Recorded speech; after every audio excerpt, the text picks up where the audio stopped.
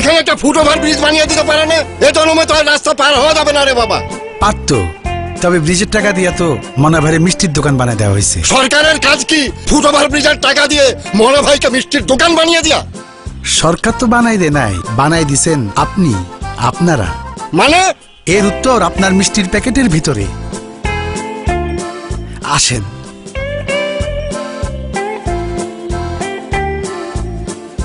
মনা ভাই কেমন আছেন? ভালো। হক চাচা, আপনি যে মিষ্টি কিনছেন মূসক চালান নিছেন? মূসক চালান আবার কি? মূল্য সংযোজন কর মানে ভ্যাট। না নেইনি তো। কত টাকার মিষ্টি কিনছেন? 350 টাকার। 350 টাকায় আপনার ভ্যাট আসে 45 টাকা 65 পয়সা।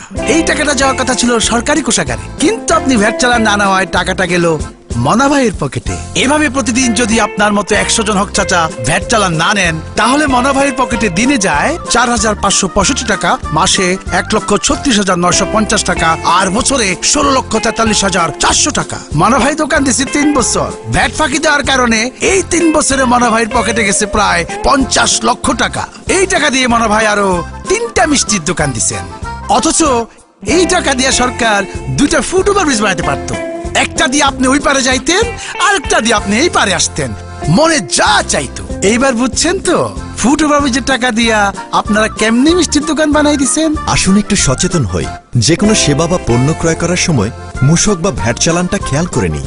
আমাদের টাকা আমাদের উন্নয়নের কাজে লাগুক, মনা ভাইয়ের ব্যবসা উন্নয়নের কাজে নয়।